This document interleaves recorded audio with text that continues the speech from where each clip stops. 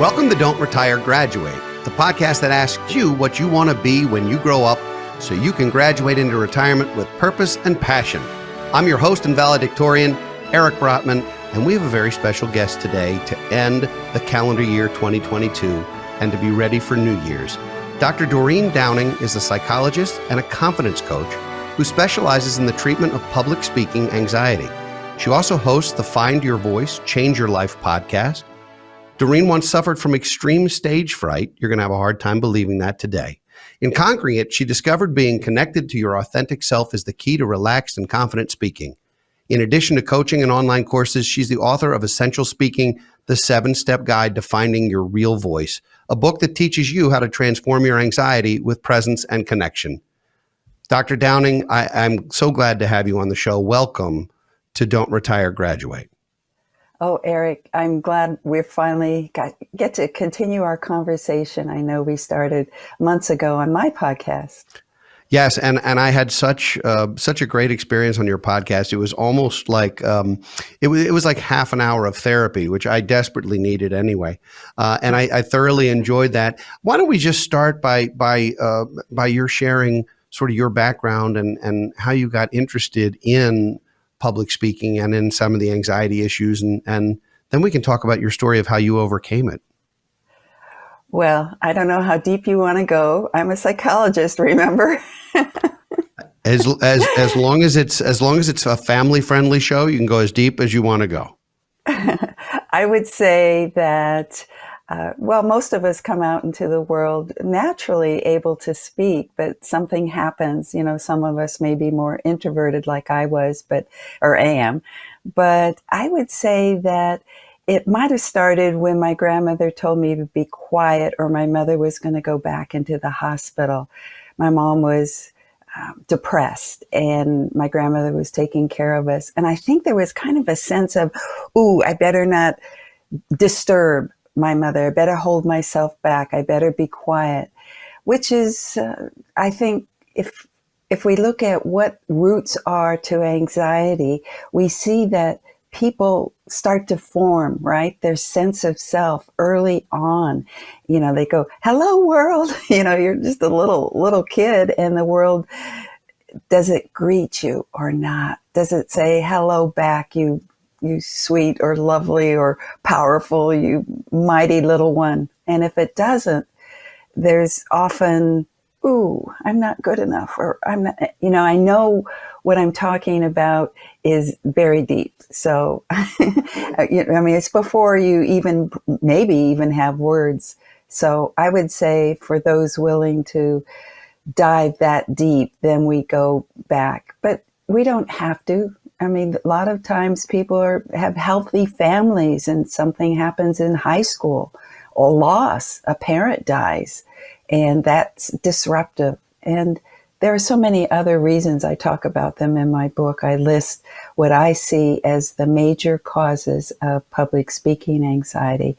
But I just wanted to start with a personal one. Well, and I thank you for doing that. And I'm not surprised that you've shared so much of yourself already. There's a lot of anxiety about public speaking. There's also a lot of anxiety about money. And so one of the things that we talk about on this show is the ways in which we interact with money and with family, and how much baggage there is around that. And so I think there's a common thread between the two. It's been said some people would rather be attacked by a shark than have to give a public talk. It's like one of the scariest things. It's listed in the top couple of things that people are most afraid of.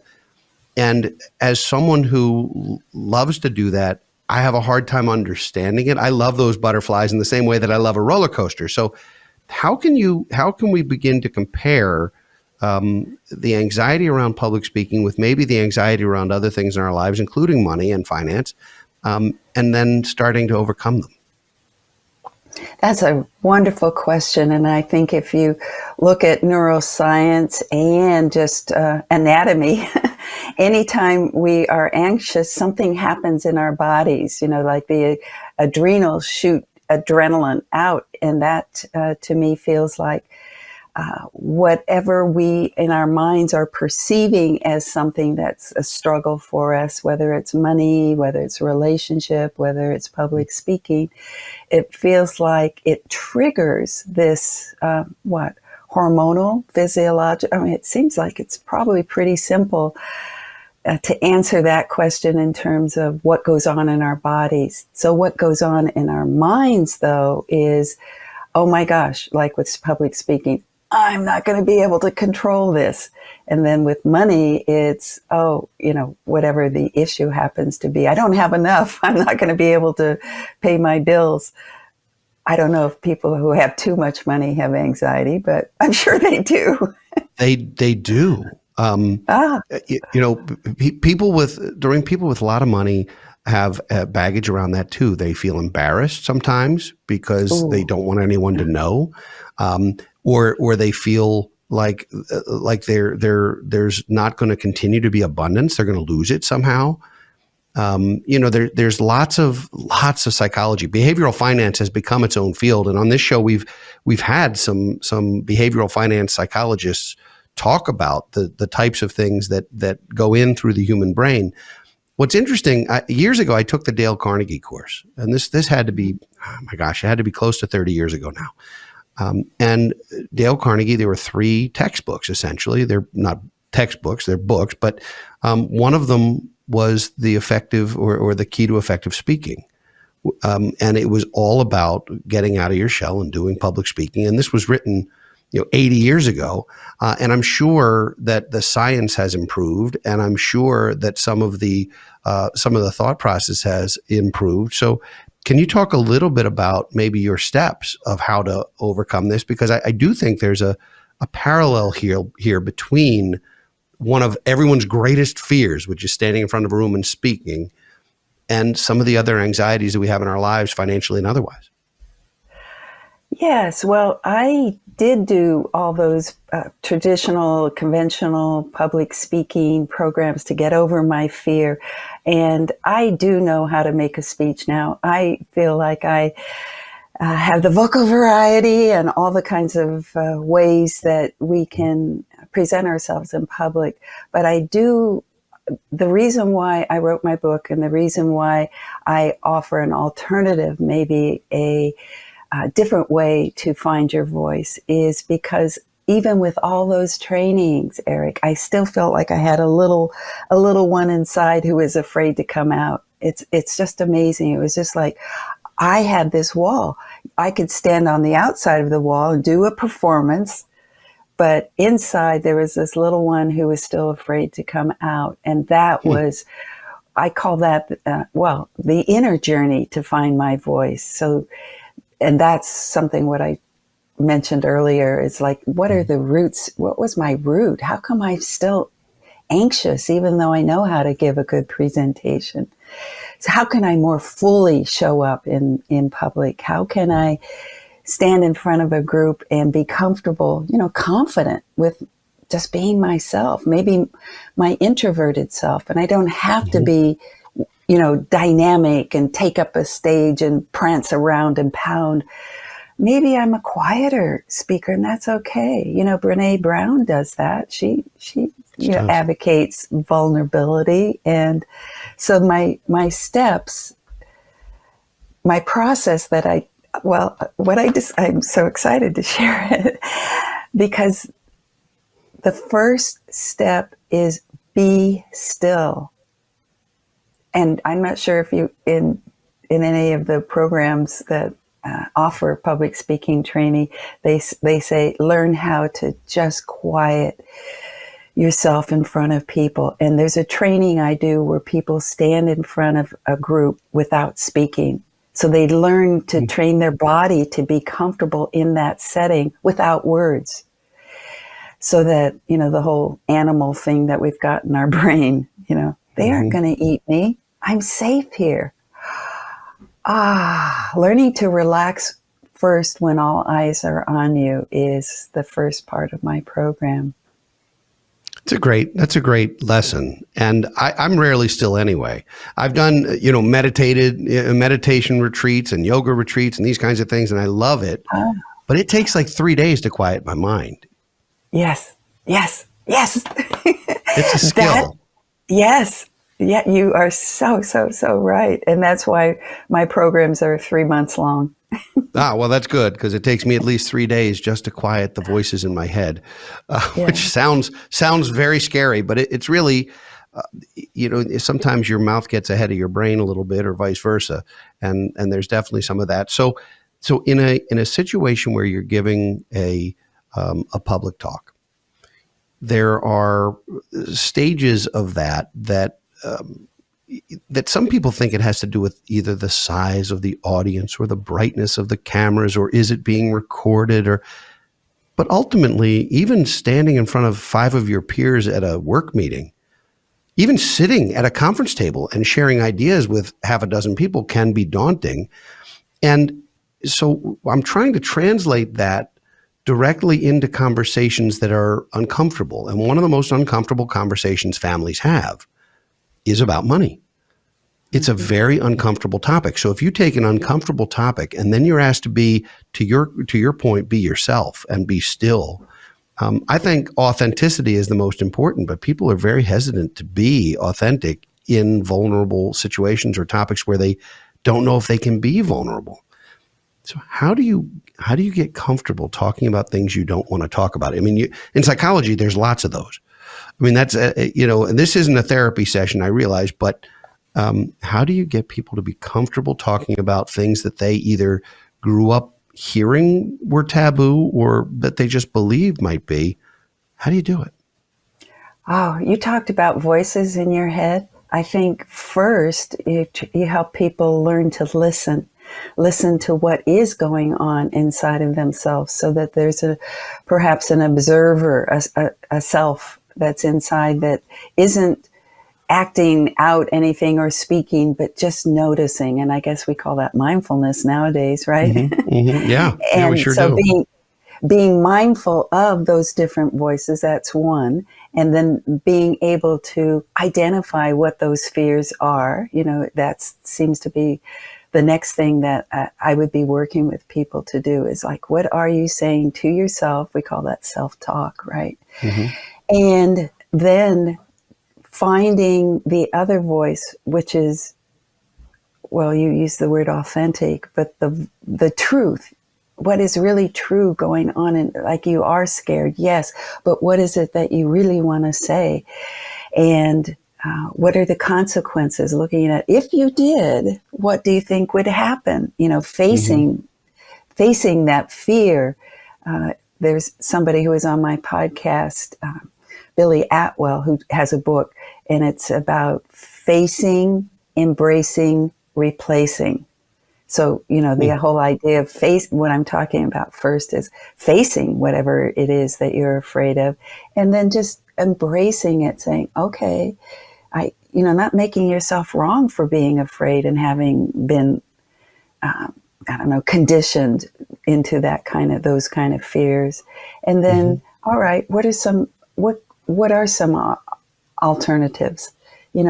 What could you say? And can you say it in a way that we're back to vulnerability, aren't we? Hmm. What's the worst thing that's going to happen? And let's face it and plan or prepare for that. So if somebody walks out the door because you've said something that's offensive, well, what next then? So you go into the future and anticipate.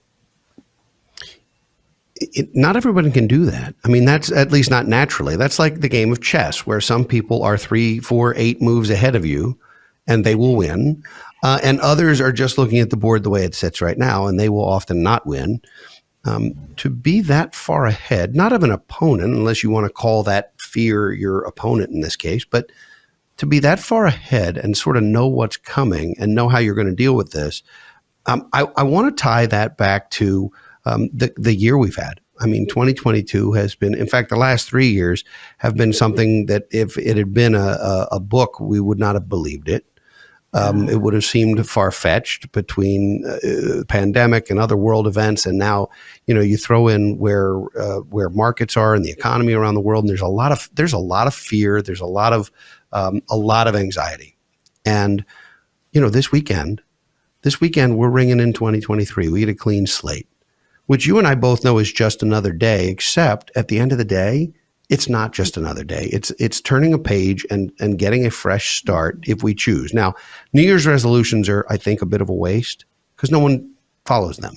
If your New Year's resolution is to eat nothing but vegetables and work out for 4 hours a day, it's going to last until the 3rd of January, and that'll be that.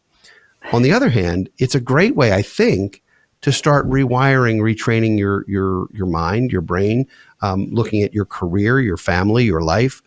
And so now that we're headed there, how do we get some of the anxiety from the last couple of years out of the way? And how do we get a fresh start literally this weekend? Oh, when you started to talk about this aspect of this year and us having a fresh start, and I just went, oh yes, Eric, you're really speaking to the whole point of taking stock of, we have to, not we don't have to do it, but I think that it's really wonderful to gather yourself at some point and lay out the pieces of your life and take a look and make the readjustments, because it's kind of like a puzzle. Let's make a new puzzle. What do you want the picture to look like next year? And you don't have to make detailed, although, eating vegetables for 3 days could be the start. But I would say, as we look forward to next year, it would be a vision. I like that word better than resolutions. What's my vision as I move from this year to next year? And what is it that I see for myself? What do I want to create? And it's a little different than goals. I plan to do this and I have steps, and yeah, that's a linear way. But okay, so back to anxiety, envisioning, imagining, because imagination is very powerful. We can visualize a future, and we might even be writing about it. I think that's a good technique. What I want for myself, what I see for myself, what I plan for myself, and tuck it away. You hear a lot about people writing things down and then, looking back and saying, boy, I put that in place a long time ago. I did that with my book, actually. Was your book something you had in the works for a long time and then set it aside and came back to it? Yes. Oh, wow. Well, I look back on my journals and I see, I wanted to get a PhD. I wanted to have my own business. I wanted to do the work that I do with people, helping them be more authentic, transform their lives. And I look back and buy a house, just all the not little, but big things in life. And so I think that technique of writing down your vision and tucking it away is fun. So your differentiation between visions and goals, I think, is really powerful, because we talk a lot about financial goals. I want to save X dollars, or I want to retire at such and such an age, or I want to own a home by such a time, or sell a business by such a time. And those are goals, and they're time and they're time sensitive, and they're smart goals and all that. Vision's totally different. And so when we talk about legacy with people, and we spend a lot of time on this show and in our practice talking about legacy, on what's more important than money, what you're leaving behind, what your vision is for the next chapter of your life, for the next generations of your family, for the next iteration of your business. I think visioning is incredibly powerful. And I can think of no better time than right now to sit and do that and start to think about a year from now. And not because we want linear goals, but a year from now, we're getting ready to turn to 2024. What will we not only have accomplished, but how will we have validated and moved towards our vision? And how will we have maybe grown, matured, evolved over the course of the next 365 days? Yes. I mean, how do you do that? How do you break that down so it doesn't feel like a goal that I'm going to do this and I'm going to work out and I'm going to make more money, and I'm going to do all the things that people say they want to do. How do we separate and go straight to the visions? What do I want a year from now? What do I want? If we're having this same conversation a year from today, what do we want to be different about that conversation based on what we've experienced, based on what we've done? That's a beautiful question. And I think that inquiry, that self-inquiry is something that's so valuable right now. One of the things that I do that goes to kind of a different part of our brain is I guess you call it a vision board, where you get magazines and just start tearing out images and words and then make a collage. Okay.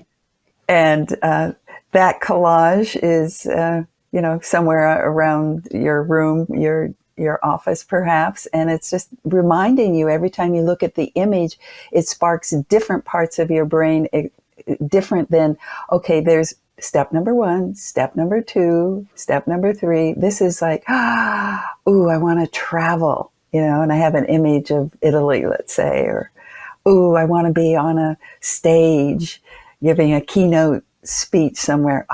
There's an image of a microphone and a group of people, an audience of 1,000, let's say. But so that I think that stimulates a different kind of growth of moving, having all of you moving towards it. And I want to say one other thing about the steps I talked about, the B, and this is what you're talking, or what we're talking about now. It's about being, because we're so much into doing. And my steps, every single one, if people get the book, it's be still, be connected, be present.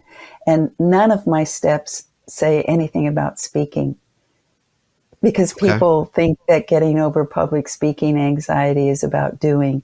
It's about being. And that's a whole long conversation, but that's why it's a training. Be yourself. Well, I like that better than immersion therapy, because I tell you, I don't like spiders. And if you told me that my life would be better and I wouldn't be afraid of spiders anymore if I was in a room with 1,000 spiders, I would tell you that's not right, because that would not be the way I would want to face that fear. I'd want to come up with a different way. So in this particular case, and I like the being versus doing, because I do think that internalizes something rather than sort of check the box, which is important. Sometimes people will avoid the things that scare them the most, right? I mean, sometimes that's fight or flight. Well, sometimes if public speaking scares you, you should find a job where you don't have to do that. That's one option. Whether it's the best option or not depends on the person. But in the year we have people who are, we had a guest on the show a few weeks ago who talked about student loans and talked about the fact that people don't look at them and don't even open their mail because they're afraid of them, or they don't understand them, or they don't want to think about it. And not opening the mail doesn't make it go away. Same thing with an investment statement or a letter from a note from the IRS that comes is rarely, "Hi, how are you?" It's usually, "Hey, we've recalculated something and we want more of your money." But you can't make these things go away by ignoring them. All they're going to do is grow in you, right? So facing your fear matters. But again, I don't want to be in a room with 1,000 spiders. So how do you face fears, whether they're financial fears or speaking fears or other types of fears, without necessarily immersing yourself in you? What do you do? First, you make it safe. And so I would say that what people tell me about my coaching is that I make it safe for them to face their fears. It's almost like you got to hold somebody's hand, just like a little kid who's saying, "Mommy, I'm afraid," and letting them know that they're not doing it alone. And I have a story quick here about having snakes. Yuck. But I was part of an experiment at Stanford when they were developing systematic desensitization. And there was a way of going deep down into a relaxed state and then visualizing a hierarchy. So first it's S, and the S, as soon as I knew it was going to be snake, I would get afraid. And then I would breathe and calm my body down, breathe, calm my body down. And then pretty soon I could see myself doing S, N. This is on a board. I just, what I'm talking about now is called visualization, putting your body into a deep, deep, relaxed state so that you begin to train your body to get closer to that. I mean, I could work with you and overcome the fear of spiders if you really wanted to be challenged by that, but you have to do it slowly, slowly, slowly, slowly. And it's a visualization. But I have to tell you, by the time I got through with that process, I had a snake crawling all over me.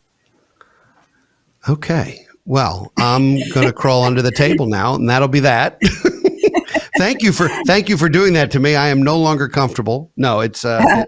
No, let's go back to that question. Actually, is that it? What I said initially is you have to make it safe. So you have to help somebody be calm as they approach the whatever makes them anxious, and you could do that in your mind first. And you don't flood them. You just do it gradually. Baby steps, Bob. What about rationality? Is certain fears are conjured up, and certain fears are legitimate. For example, and I'm gonna stick with money because that's the theme here.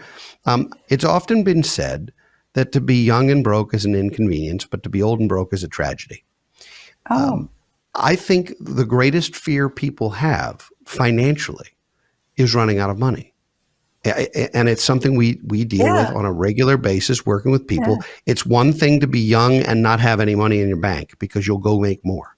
It's a whole other thing to be at a stage in your life where it's either difficult or impossible to make more, and you feel like there's a scarcity.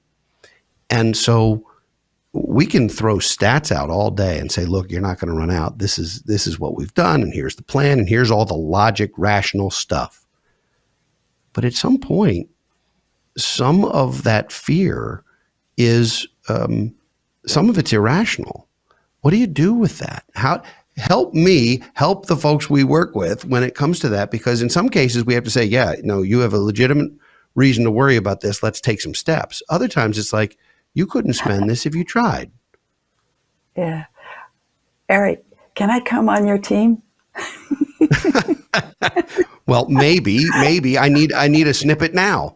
I can get at the root of that. That's like you say, the neuroscientists say that this part of our brain is wired differently than the back part of our brain.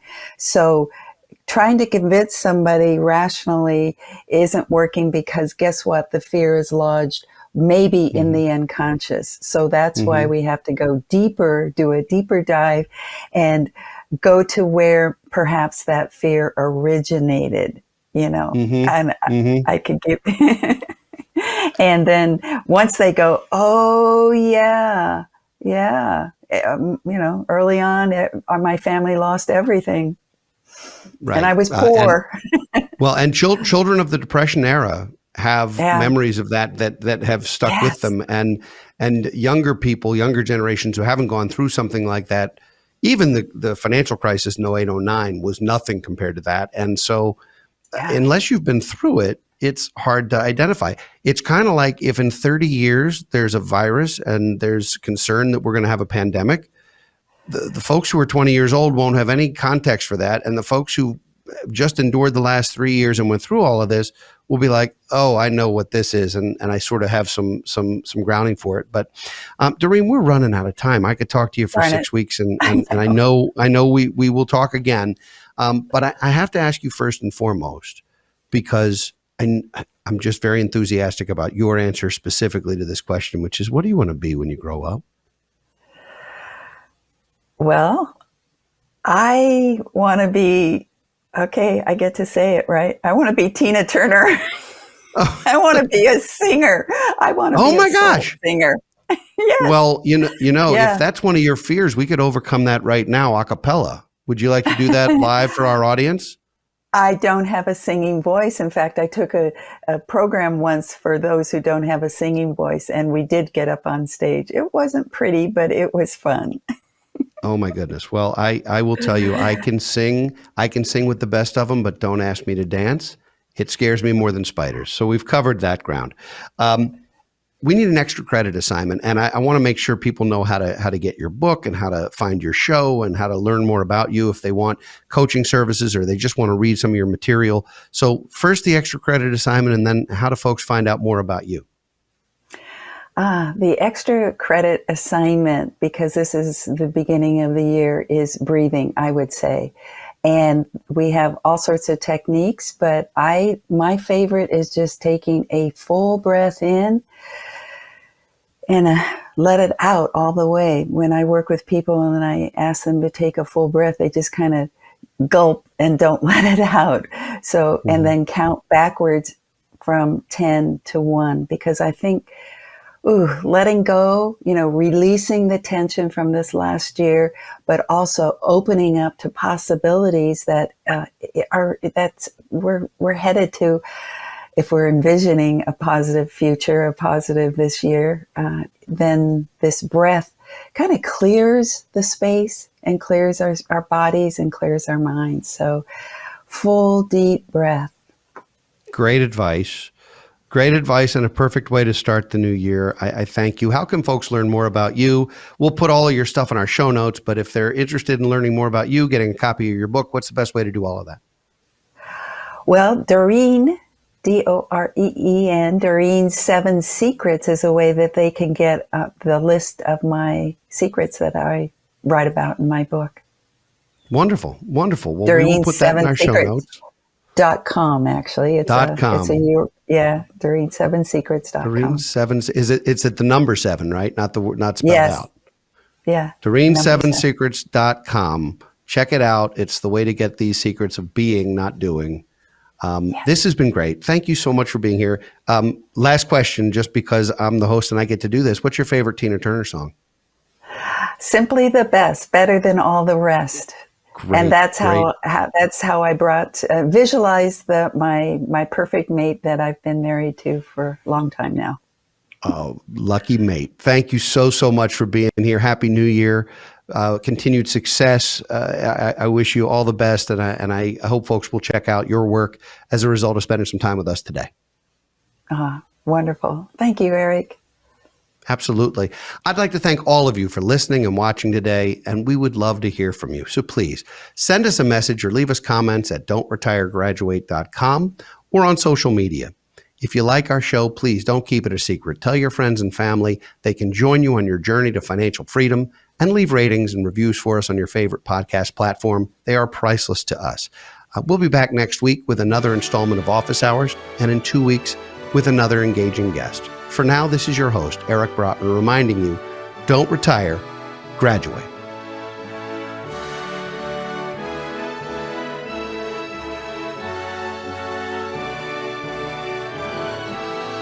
Securities offered through Kestra Investment Services, LLC. Kestra IS. Member FINRA SIPC. Investment advisory services offered through Kestra Advisory Services, LLC. Kestra AS. An affiliate of Kestra IS. Kestra IS or Kestra AS are not affiliated with Brotman Financial or any other entity discussed.